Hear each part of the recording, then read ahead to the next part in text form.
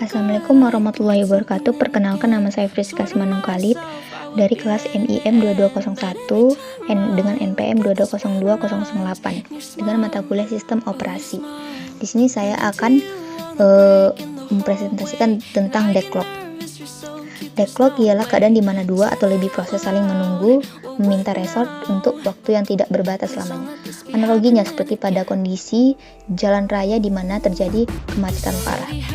Kejadian deadlock selalu tidak lepas dari sumber daya, bahwa hampir seluruhnya merupakan masalah proses daya yang digunakan bersama-sama. Oleh karena itu, kita juga perlu tahu tentang jenis sumber daya, yaitu sumber daya dapat digunakan lagi berulang-ulang dan sumber daya yang dapat digunakan dan habis dipakai atau dapat dikatakan sumber daya sekali pakai.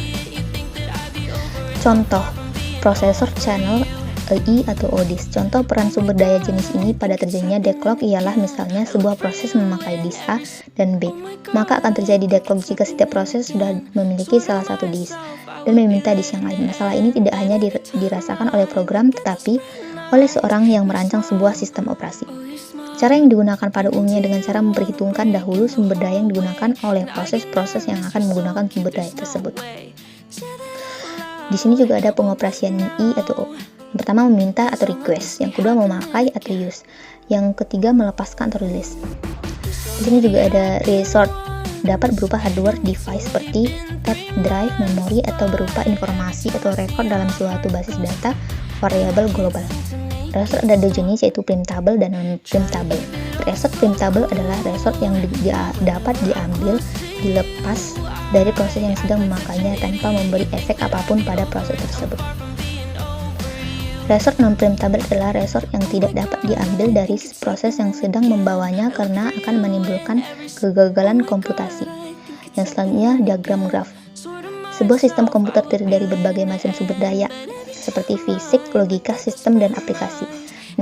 Mekanisme hubungan dari proses-proses dan sumber daya yang dibutuhkan atau digunakan dapat diwakilkan dengan graf. Diagram graf. Sebuah sistem komputer terdiri dari berbagai macam sumber daya atau resort. Yang pertama, fisik atau perangkat, memori, logika, log, database, record. Yang ketiga, sistem operasi atau PCB slot. Yang keempat, aplikasi atau berkas. Mekanisme hubungan dari proses-proses dan sumber daya yang dibutuhkan atau digunakan dapat diwakilkan dengan graf. Untuk mengetahui ada atau tidaknya deadlock, dalam suatu graf dapat dilihat dari perputaran dan resort yang dimilikinya. Jika tidak ada perputaran, berarti tidak ada deadlock. Jika ada perputaran, ada potensi terjadinya deadlock. Deadlock dalam OS. Pada Windows NT, deteksi deadlock yaitu berupa BSOD atau Blue Screen of Death. Recovernya adalah reboot sederhana.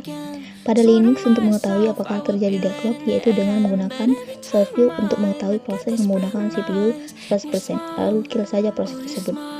Deadlock di Linux. Beberapa kasus deadlock juga terjadi ketika OS Linux dijalankan dari kondisi sleep.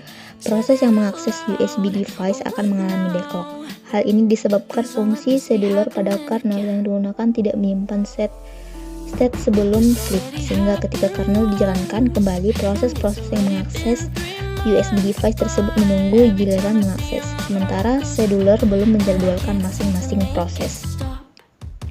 Deadlock di Linux. Beberapa kasus deadlock juga terjadi ketika OS Linux dijalankan dari kondisi sleep. Proses yang mengakses USB device akan mengalami deadlock. Hal ini disebabkan fungsi scheduler pada kernel yang digunakan tidak menyimpan state sebelum sleep, sehingga ketika kernel dijalankan kembali, proses yang mengakses USB device tersebut menunggu giliran mengakses, sementara scheduler belum menjadwalkan masing-masing proses. Kondisi untuk terjadinya deadlock. Yang pertama, mutual exclusion. Hanya ada satu proses yang boleh memakai sumber daya dan proses lain yang ingin memakai sumber daya tersebut harus menunggu sehingga sumber daya tadi dilepaskan atau tidak ada proses yang memakai sumber daya tersebut. Yang kedua, kondisi genggam dan tunggu atau hold and wait. Hold and wait, proses yang sedang memakai sumber daya boleh meminta sumber daya lagi. Maksudnya, menunggu hingga benar-benar sumber daya yang diminta tidak dipakai oleh proses. Hal ini dapat menyebabkan kelaparan sumber daya sebab dapat saja sebuah proses tidak mendapat sumber daya dalam waktu yang lama. Yang ketiga, kondisi non-preemption. Non-preemption atau condition. Sumber daya yang ada pada sebuah proses tidak boleh diambil begitu saja oleh proses lainnya. Untuk mendapatkan sumber daya tersebut, maka harus dilepaskan terlebih dahulu oleh proses yang memegangnya Selain itu, seluruh proses menunggu dan mempersilahkan hal proses yang memiliki sumber daya yang boleh berjalan. Yang keempat, kondisi menunggu secara sirkular. Kondisi seperti rantai yaitu sebuah proses membutuhkan sumber daya yang dipegang proses berikutnya. Di sini juga ada kondisi untuk terjadi deadlock. Yang pertama, terjadi deadlock bila terdapat ketiga kondisi itu, tetapi adanya ketiga kondisi itu belum berarti terjadi deadlock. Kedua, deadlock benar-benar terjadi bila syarat keempat terpenuhi. Kondisi keempat merupakan keharusan dinamakan short. Metode mengatasi deadlock. Yang pertama, mengabaikan masalah deadlock. Menghadapi deadlock dengan pura-pura tidak ada masalah apapun dipakai jika yakin deadlock akan sangat jarang terjadi dan biaya untuk deteksi atau pemulihan deadlock tinggi. Di sini juga ada perbaikan atau pemulihan. Preemption. Pengambilan sementara sumber daya dari proses yang menggunakannya sangat sulit dilakukan. Proses yang diambil sumber dayanya ketika dilakukan preemption akan berhenti. Dibutuhkan langkah untuk melanjutkan proses tersebut. Sulit dilakukan sehingga umumnya proses dimulai lagi dari awal. Menghindari deadlock. Menghindari deadlock dengan cara hanya memberi akses ke permintaan sumber daya yang tidak mungkin menimbulkan deadlock. Jika pemberian akses sumber daya tidak mungkin menuju deadlock, sumber daya diberikan ke peminta. Jika tidak aman, memungkinkan timbulnya deadlock.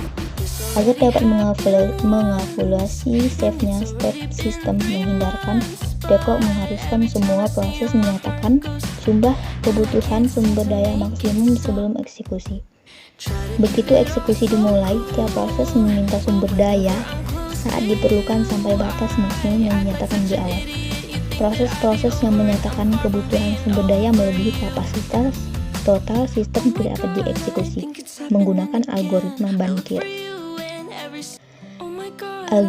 Algoritma Bankir adanya safe state atau kondisi aman dan unsafe state. Digambarkan sebagai seorang bankir yang memberikan pinjaman ke sekelompok peminjam. Setiap peminjam memberikan batas pinjaman maksimum dan mengembalikan wajib tepat waktu. Peminjam secara bertahap dan bankir memastikan bahwa dana selalu tersedia bagi peminjam. Terus yang selanjutnya safe state. Jika tidak ada deadlock dan terdapat cara untuk memenuhi sebuah permintaan yang ditunda tanpa menghasilkan deadlock dengan menjalankan proses secara hati-hati. Contoh, sistem dengan 10 sumber daya tipe, proses A memerlukan sumber daya maksimum sebanyak 10, sedangkan saat ini menggunakan 2 sumber daya. Proses B memerlukan sumber daya maksimum sebanyak 3, sedangkan saat ini menggenggam 1 sumber daya. Proses C memerlukan sumber daya maksimum sebanyak 7, sedangkan saat ini menggenggam 3 sumber daya. Masih tersedia 4 sisa. Di sini juga ada pencegahan deadlock. Sedapat mungkin tidak mempergunakan mutual exclusion. Jika proses sedang memegang sumber daya tertentu untuk peminta berikutnya, proses harus melepaskan dulu sumber daya yang dipegangnya. Tiap proses harus meminta sumber daya yang diperlukan secara sekaligus dan tidak berlanjut sampai semuanya diberikan. Beri pengurutan linear terhadap tipe-tipe sumber daya pada semua proses. Sekian video presentasi saya tentang deadlock. Lebih dan kurangnya saya mohon maaf. Saya akhiri dengan assalamualaikum.